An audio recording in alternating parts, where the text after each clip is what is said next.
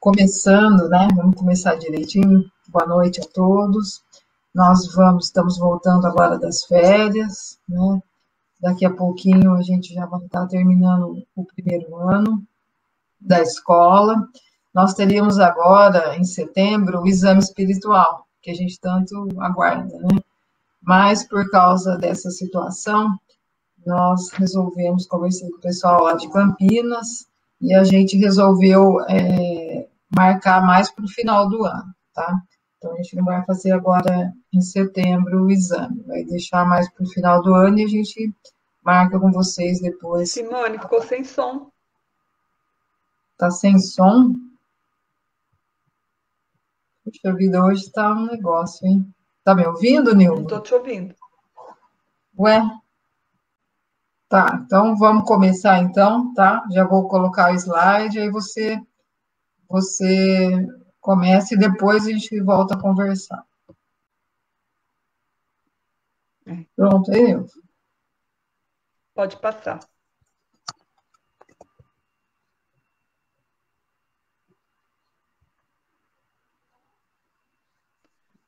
Gente, boa noite. Hoje está tudo meio confuso, mas vamos que vamos, né? A nossa aula hoje é sobre a prisão e dispersão, aula 41. Então vamos começar. Pôncio Pilatos era governador e procurador da Judéia no período em que Jesus realizou a sua tarefa pública. Então, naquela época, o Sinédrio era a lei religiosa e civil. E os romanos, eles tinham o domínio e posse da terra, né?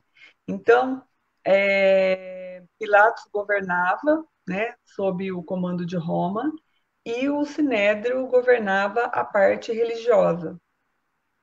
Então, devido às festividades da Páscoa, a segurança romana tinha sido reforçada por causa das rebeliões. Ou seja, judeus não gostavam de romanos e muito menos romanos gostavam de judeus, né? Então era sempre aquele atrito. Mas como os romanos tinham o poder, né, da, da terra na época, então eles tinham toda essa força, todo esse exército, né, e qualquer coisa eles colocavam para quebrar. Naquela época, ou, pensando melhor, desde sempre, a inveja, a corrupção, sequestro, adultério, assassinatos, vingança, chantagem e ganância já faziam parte da mente humana. Pilatos temia que o Sinédrio o deletasse para Tibério, porque o Sinédrio tinha o Pilatos em mãos, devido a alguns negócios que ele já fazia, os conchavos, né, que acredito ver já desde essa época. Então, como o Sinédrio sabia das trapaças de Pilatos, Pilatos tinha muito medo que o Sinédrio deletasse ele para Tibério. Então, ficava aquele jogo, né, de quem pode mais. O Pilatos ele chamava os membros do Sinédrio de raposas, né, que eles viviam em atritos. Então, e como o Sinédrio tinha Pilatos nas mãos, era um problemão. E Pilatos tinha sempre que driblar essa questão aí, né? César era representado por Pilatos e não aceitava conspiração ou distúrbio algum, e acabava em sangue qualquer ato de rebeldia ou independência por parte dos judeus. Então, qualquer coisa que acontecesse assim, na cidade de Jerusalém, que fosse contra aquilo que os romanos pensavam e fosse contra a ordem pública, eles botavam para quebrar e matava mesmo, não tinha essa não. O governador sabia do ódio dos judeus pelos romanos devido à invasão de sua terra natal, e também tinha conhecimento da existência do Messias e que este estava presente em algum lugar. E diante dos comentários de seus milagres, curas e etc., tinham medo dele assumir o poder. Tanto o Sinédrio como o governo de Roma tinha medo de Jesus, dele ocupar de fato o poder, tirar a mamata deles, né? Essa é a mais pura verdade. Pode passar, Simone, esse slide.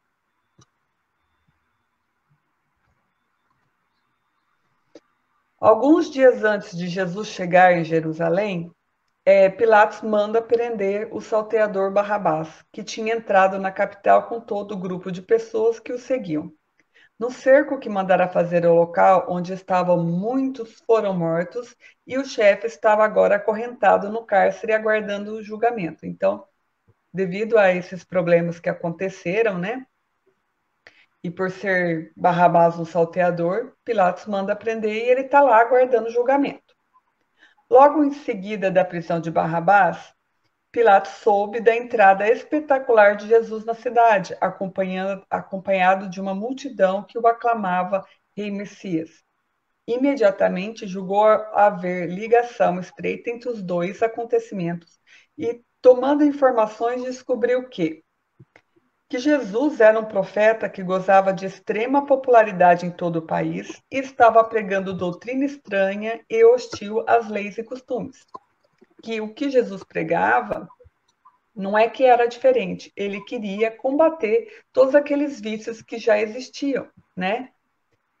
Que vem aquela parte que ele não veio mudar a lei, ele veio cumprir a lei, né? E por parte do Sinédrio já tinha sido declarado elemento perigoso. Pode mudar.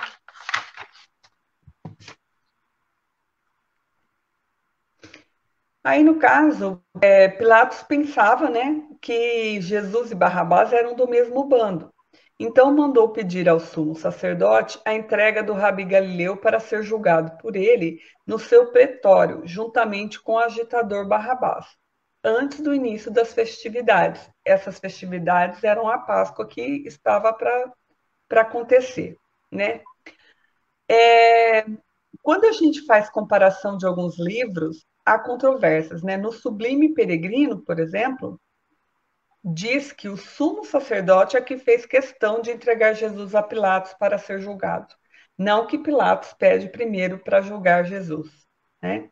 Então, a gente não tem certeza como que isso aconteceu de fato.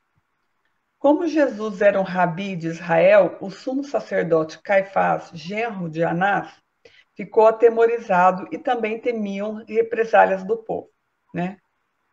Os romanos estavam sempre preparados e se sufocariam com derramamento de sangue se houvesse qualquer tipo de tumulto ou desordem pública, como já acontecera em outras ocasiões.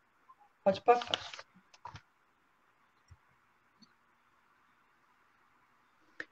Pilatos insistiu avisando que no dia seguinte, após a ceia, pela manhã, julgaria Barrabás e queria, ao mesmo tempo, julgar o rabi, e que o sumo sacerdote ficaria responsável pela sua apresentação ao procuratório sob pena de serem todos julgados.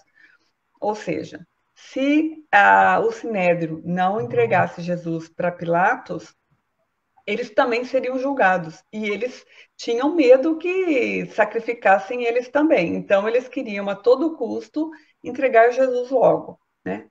Ressalvando sua responsabilidade de delegado de César, a atitude de Pilatos era de caráter meramente policial, preventiva para manter a ordem. Na realidade, ele não queria que houvesse desordem pública, né? E por isso, pensando ser Jesus do mesmo bando de Barrabás, ele queria já resolver essa questão. Na tentativa de implantar o reino de Deus entre os homens, a vinda de um Cristo no orbe foi acompanhada por vários espíritos crísticos e mais pleiades de espíritos de boa vontade. Então, a tentativa de Jesus nessa época era implantar Deus entre os homens, né? Acabar com todo aqueles sacrifícios no templo, todas aquelas coisas que foram implantando ao longo do tempo e que não era de acordo com aquilo que Deus queria deles, né? Pode passar, sim.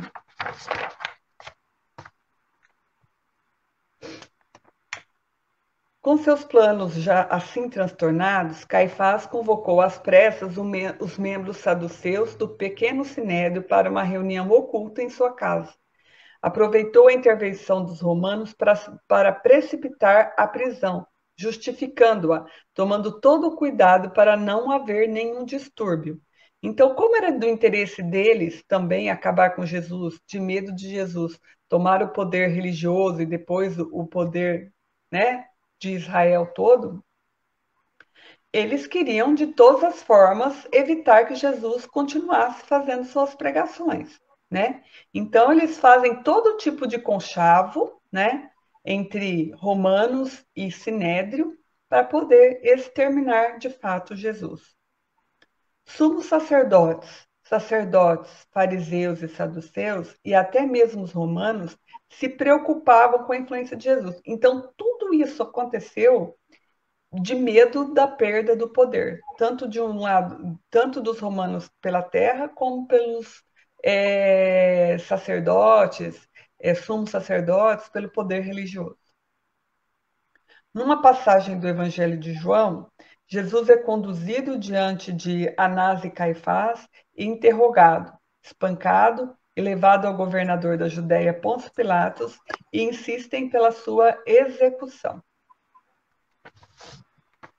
Pode passar. Mesmo sendo de caráter sigiloso, a convocação compareceu à reunião no último momento José de Arimateia, homem rico, essênio de terceiro grau, fornecedor das tropas romanas e por isso mesmo pessoa chegada ao procurador e respeitada pelo sinédrio.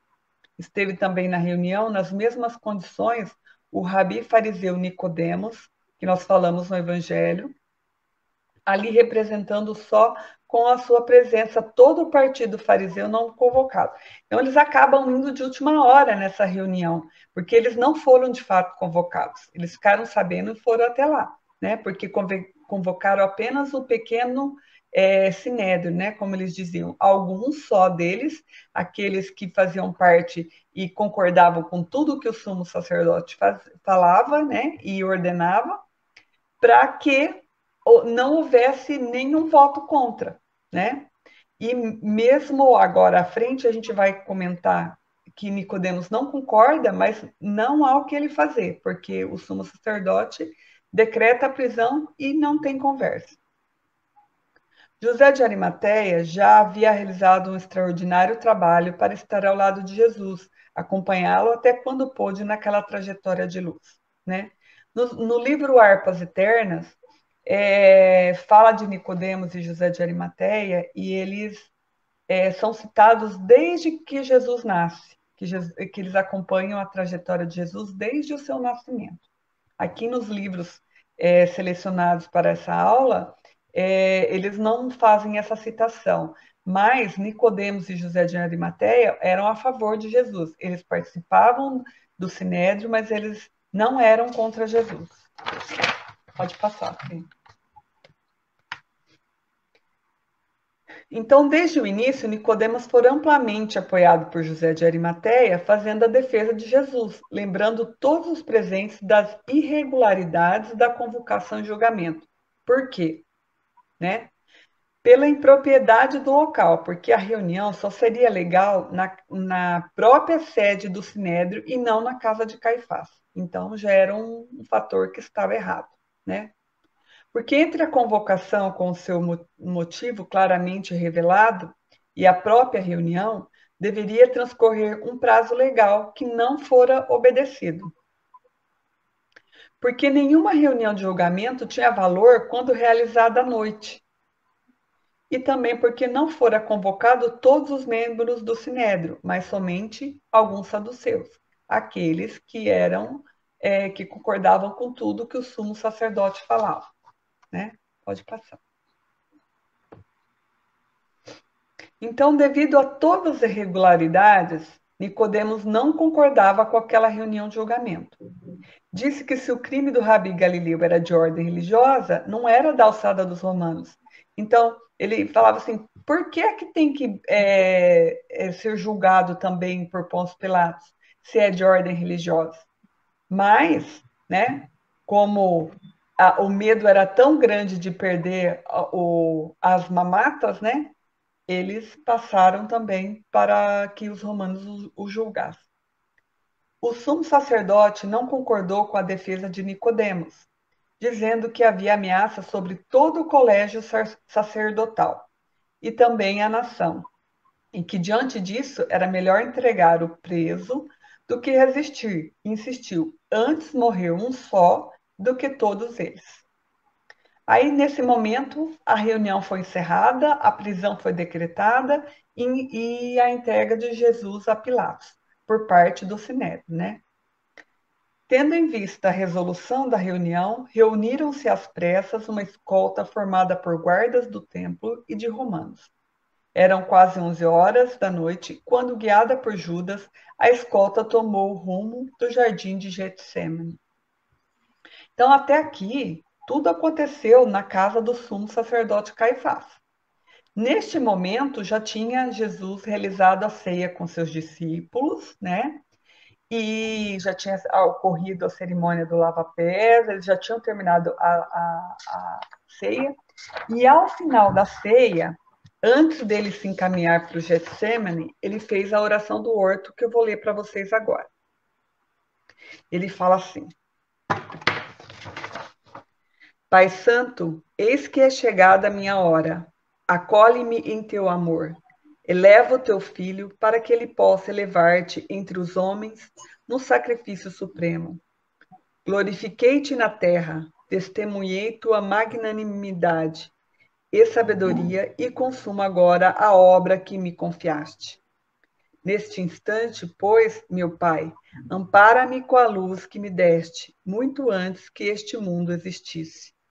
E fixando o olhar amoroso sobre a comunidade dos discípulos, que silenciosos lhe acompanhavam a rogativa, continuou: Manifestei o teu nome aos amigos que me deste, eram teus e tu nos confiaste, mas que recebessem a tua palavra de sabedoria e de amor. Todos eles sabem agora que tudo quanto lhes dei provém de ti.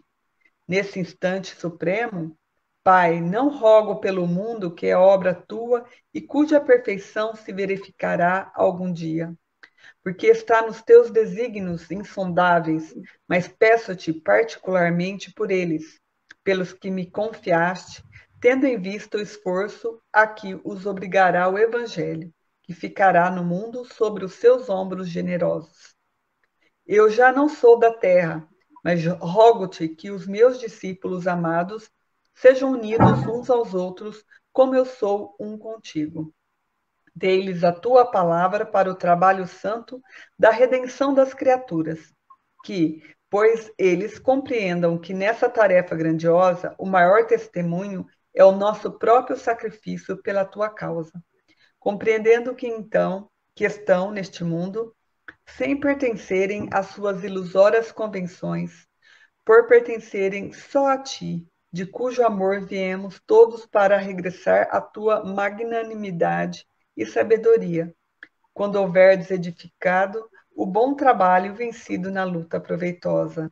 Que os meus discípulos, Pai, não façam da minha presença pessoal o motivo de sua alegria imediata, que me sintam sinceramente em suas aspirações, a fim de experimentarem o meu júbilo completo em si mesmos. Junto deles, outros trabalhadores do Evangelho despertarão para a tua verdade. O futuro estará cheio desses operários dignos do salário celeste. Será, de algum modo, a posteridade do Evangelho do Reino que se perpetuará na terra para glorificar a tua revelação. Protege-os a todos, Pai, que todos recebam a tua bênção, abrindo seus corações às claridades renovadoras. Pai justo, o mundo ainda não te conheceu. Eu, porém, te conheci e lhes fiz conhecer o teu nome e a tua bondade infinita, para que o amor com que me tens amado esteja neles e eu neles. Aí, terminada a oração, acompanhada em religioso silêncio por parte dos discípulos, Jesus se retirou em companhia de Simão Pedro e dos dois filhos de Zebedeu para o Monte das Oliveiras, onde costumava meditar. Os demais companheiros se dispersaram impressionados, enquanto Judas, afastando-se com passos vacilantes, afastando-se com passos vacilantes. Então, Enquanto aconteceu tudo isso lá na casa de Caifás, Jesus estava reunido com os discípulos, né, fazendo a Santa Ceia. E terminado, ele fez essa oração, né, oração, em alguns lugares está a oração do Getsemane e outra oração do horto. Aí ele sobe, né, para o Monte das Oliveiras, e num certo momento ele pede para os discípulos, né, ficarem em oração, e ele sobe um pouco mais. Então, continuando aqui no slide. Jesus ali penetrara no momento em que soavam ao longe as trombetas do templo, anunciando o segundo quarto da guarda, isto é, 9 horas, porque a noite era dividida em 4 vigílias de 3 horas, a começar das 6. Ali permaneceu Jesus desde então em constante oração. Cruciantes foram para ele tais momentos, quando sabia que se aproximavam rapidamente os últimos atos de sua dolorosa tarefa planetária. Jesus havia solicitado aos discípulos que se mantivessem em preces, mas foram dominados por um torpor e todos dormiram. Jesus os acordou por 2 vezes, pedindo cooperação, mas eles voltaram a dormir. Eu acredito que diante do magnetismo, né, dessa oração de Jesus, de tudo que estava por acontecer, eles não conseguiam, de fato, ficarem acordados, né? E também, é, aqui, né, diz que só 3 dos discípulos os acompanharam. Isso é muito contraditório também. Dizem que a maioria foi, mas que depois, de um certo momento, né, quando chega a escolta, eles correm, eles têm medo, e que somente Simão Pedro, Tiago e João acompanham de longe. Então, não se tem uma certeza absoluta do que realmente aconteceu, né? Jesus se ajoelhou por 2 vezes, tocou com os lábios as ervas do chão e rogou ao Pai pela sorte dos discípulos, por ser eles os continuadores de levar a boa nova, e em seguida dirigiu-se a Pedro, João e Tiago e disse-lhes: Podeis repousar agora, porque a hora chegou. Com o grupo de guardas já aproximando, pronunciou com eles a prece dos israelitas. Ainda que caminhe no vale das sombras da morte, não terei nenhum temor, porque tu, ó Senhor, estarás comigo. Pode passar, sim. Os discípulos despertaram com a escolta já parada a poucos passos. À sua frente estava Judas. A quem procurais? Perguntou Jesus. A Jesus de Nazaré, responderam. Sou eu. Ao mesmo tempo, Judas aproximou-se de Jesus e beijou-o na face. Esse era o sinal combinado. E os guardas continuavam imóveis, terrificados, até que o comandante romano da escolta, impacientando-se, avançou e, colocando a mão no ombro de Jesus, prendeu-o, enquanto os soldados romanos o rodeavam e amarravam-lhe as mãos às costas. E Jesus perguntou: Por que viestes a mim como a um salteador de noite, com espadas e bastões? Não estava eu diariamente junto a vós no templo, ensinando ao povo? Mas certamente ignorais que tal coisa sucede, para que as Escrituras se cumpram. E acrescentou: Essa é a vossa hora, a hora do poder das trevas. Se é a mim que buscas, deixa ir a estes outros que são meus discípulos. Então, até neste momento de ser preso, ele temia pelos discípulos dele, né? E ele pede para que os discípulos sejam libertados. Pode passar. Em Você seguida, está me dali, o ouvindo, Nilton? levaram ladeira abaixo, enquanto os discípulos fugiram, apavorados, desaparecendo nas sombras da noite, uns para Betânia, outros para diferentes lugares, e Pedro e João acompanhando o cortejo de longe. Levaram Jesus e os apóstolos se dispersaram, cumprindo assim a profecia do Senhor pela boca de Zacarias: Ferirei o pastor e o rebanho se dispersará. Começava a era definitiva da maioridade espiritual da humanidade terrestre. Jesus, passo a passo, entregava o código da fraternidade e do amor a todos os corações. Dali foi levado pela escolta ao sumo sacerdote, que estava à espera em sua casa, o qual, sem perda de tempo, com aviso de extrema urgência, convocou o Sinédrio para aquela mesma noite. Sua ansiedade era devido desejar fazer o julgamento legal, né? Legal nada, de legal não tinha nada. Antes de entregar o preso a Pilatos na manhã seguinte. Nilva, está me ouvindo? Muitos anos transcorreram, mas sua palavra profunda, enérgica e misericordiosa refundiu todas as filosofias, aclarou o caminho das ciências e já teria hermanado todas as religiões da terra em uma só, a do amor, não fosse os corações endurecidos no orgulho. Então, imaginem, depois de tudo isso, mais de 2000 anos se passaram e ainda não chegou aquilo ao finalmente do que Jesus gostaria que fosse, né? A uma só religião, a religião do amor, né? O cristianismo é o sermão da montanha, é a humildade, é o perdão, é a justiça, é o sacrifício pelo próximo, é o sublime episódio da cruz. Foi necessário um Cristo deixar essas lições para que possamos nos redimir na fraternidade universal. Então, houve a necessidade de acontecer tudo isso para a gente realmente se enxergar, né, como irmãos. Amor verdadeiro e sincero nunca espera recompensas. É o dar de si sem pensar em si. Era tudo que Jesus colocava, né, na época que ele esteve em sua tarefa pública. A renúncia é o seu ponto de apoio como o ato de dar. É a essência da vida. Fazer o bem sem esperar retribuição. E isso a gente acho que está longe ainda, né, de alcançar, porque por mais que a gente treina o nosso interior, a gente sempre espera algum tipo de retribuição, infelizmente. Quando a luz do entendimento faltar na convivência dos que amamos, devemos lembrar que temos a compreensão de Deus, que nos conhece nos propósitos mais puros. Se tivermos um pouco mais de conhecimento que nossos irmãos, deveremos relevar suas faltas. Então, se um irmão uma vez nos faz uma ofensa, nos diz algo que a gente não concorda, e se a gente sabe que isso é falta de evolução, falta de conhecimento, precisamos relevar, deixar isso para lá, né? Perdoar, de fato. Das lições inesquecíveis do Divino Mestre decorrem consequências para todos os departamentos da existência planetária. Pode passar.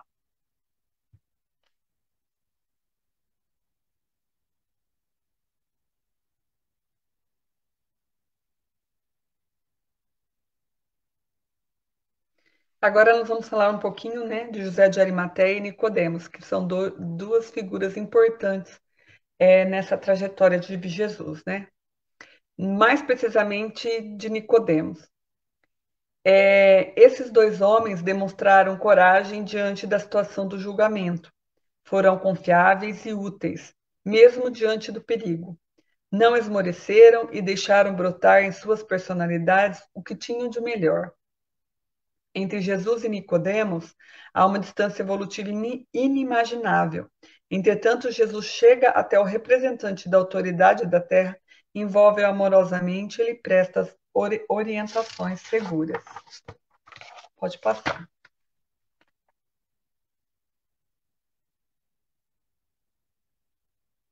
Nicodemos, por sua vez, curva-se humilde e reverente à autoridade celestial, submetendo-se aos seus esclarecimentos. A resposta dada por Jesus à complexa pergunta de Nicodemos causa novas dúvidas, produzindo novos ensinamentos. É sobre o evangelho que eu li logo no início, né? Que ele era um rabi, né, Nicodemos, e ele acreditava só em ressurreição, e ele começa a acreditar em todas as pregações de Jesus, e uma noite ele vai escondido, né, ao encontro de Jesus, como diz no evangelho, para perguntar, né, sobre essa lei da reencarnação. E aí Jesus explica como eu li no início. O Filho do Homem, reunindo componentes simples e eficientes, mas de natureza sublime, responde afastando-o dos interesses imediatos e passageiros. Na conversa realizada entre Jesus e Nicodemos, extraímos, entre outras, valiosa lição. A lei da reencarnação estava proclamada para sempre no Evangelho do Reino, né? E no livro Boa Nova, psicografado por Chico Xavier, através do Espírito Humberto de Campos, no capítulo 14, e o Evangelho segundo o Espiritismo, no capítulo 4. Pode passar.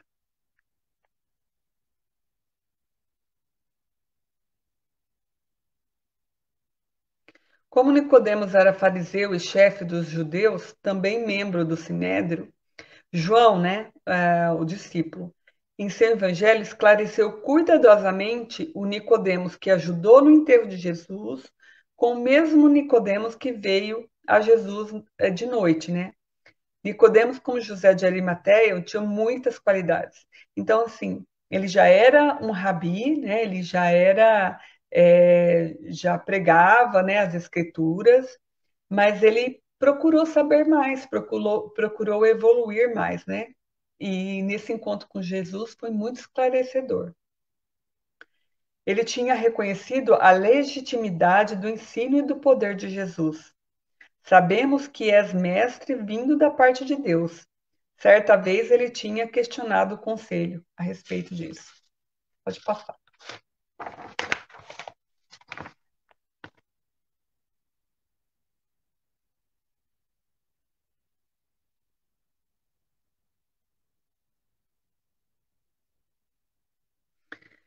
Nicodemos, porém, como José de Arimateia, não havia dito claramente a fé em Cristo, por fazerem parte do Sinédrio, que era contra Jesus. Então, eles tinham medo de falar para todos que eles eram a favor de Jesus, que eles concordavam com Jesus, porque eles faziam parte do Sinédrio, e o Sinédrio era contra Jesus.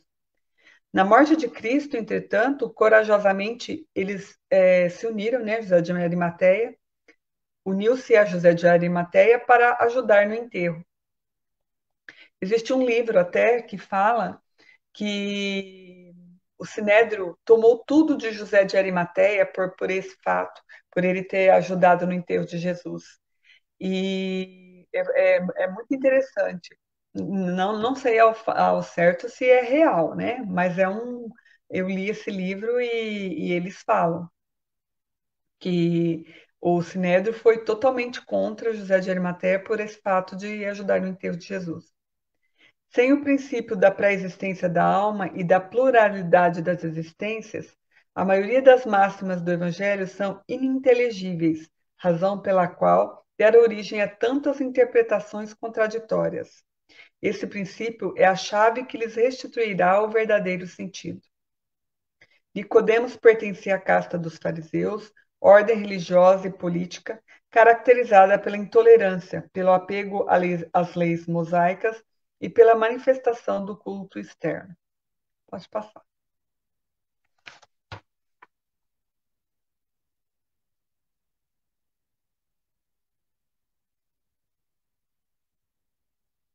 Nicodemos, apesar de ser chamado príncipe dos judeus, por ser alguém bem situado no campo social, politicamente influente e membro do Sinédrio, percebia que algo profundo e verdadeiro lhe faltava. Por isso que ele foi procurar Jesus para poder entender melhor, né?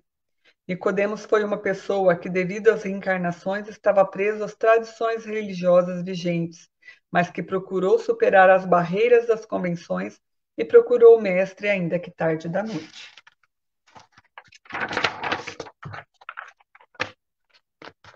Então, agora, vamos falar um pouco do objetivo da aula, né? Que é fidelidade aos ideais que abraçamos. Então, em tudo que a gente for fazer, a gente tem que ser fiel, fazer aquilo honestamente, não usar de conchavos, né, de trapaças, e seguir a vida da melhor forma possível, como nos diz o Evangelho. Evitar de julgar as pessoas, né? É uma parte difícil, eu acho, o julgamento, porque o pensamento é muito rápido. Mas a gente tem que treinar isso, fazer o melhor de nós. Porque da mesma forma que a gente julgar, a gente também vai ser julgado. A serenidade de Jesus diante da injustiça, né? foi no momento que ele sobe no Monte das Oliveiras que ele vê de fato o que realmente ia ser o seu final. Ele sabia que ele ia morrer, mas ele não sabia como ele ia morrer, né? E mesmo diante disso, ele continua sereno, apesar de suar sangue, né? É, ele continua sereno e ele aceita o seu final, tudo de acordo com o que Deus propôs para ele. Falência moral de sacerdotes e juízes da época, né? Então foi o que a gente viu. Eles queriam o poder de todas as formas, né? Aqueles sacrifícios, né? Que eles devotavam os animais no templo, ofereciam aos deuses, mas aquilo tudo na realidade era um comércio, né? Então era muito interessante para eles na época. A pressão dos interesses materiais mobilizando recursos lícitos para vencer a mensagem da verdade. E o testemunho silencioso e solitário no Monte das Oliveiras, né? É quando Jesus conversa de fato com o Pai e aceita tudo aquilo que ele lhe propôs. Então, a bibliografia dessa aula, né? Eu peguei pelo Redentor, o Sublime Peregrino, o livro Boa Nova, né? Muitas coisas também eu já tinha visto no livro Harpas Eternas, na Bíblia, nem coloquei tudo aqui, mas também fazem parte. E também pesquisas da internet que nos dão muitos esclarecimentos, outras aulas, para a gente ir passando os conhecimentos adiante. Então é isso. Simone, a gente vai se encontrar agora no Google Meet. Tá me ouvindo agora? Tô te ouvindo. Agora sim. Pronto. Então, é só assim, para a gente comentar um pouquinho da aula, aproveitar para a gente trocar uma ideia aqui. Acho que chama atenção é que a gente olhando, né, tudo que aconteceu com Jesus, a gente vê assim, que o interesse material falou muito alto para muita gente. E aí Com a gente vê certeza. que isso ainda continua, né? Então, às vezes eu vejo esse momento agora, e eu vejo que as pessoas, nesse momento em que essa pandemia tem chamado as pessoas a se conhecer melhor interiormente, a conviver com a família e a mudar um pouco, se desligar tanto do material e começar a se ligar um pouco mais, olhar um pouco mais para dentro de si mesmo, né?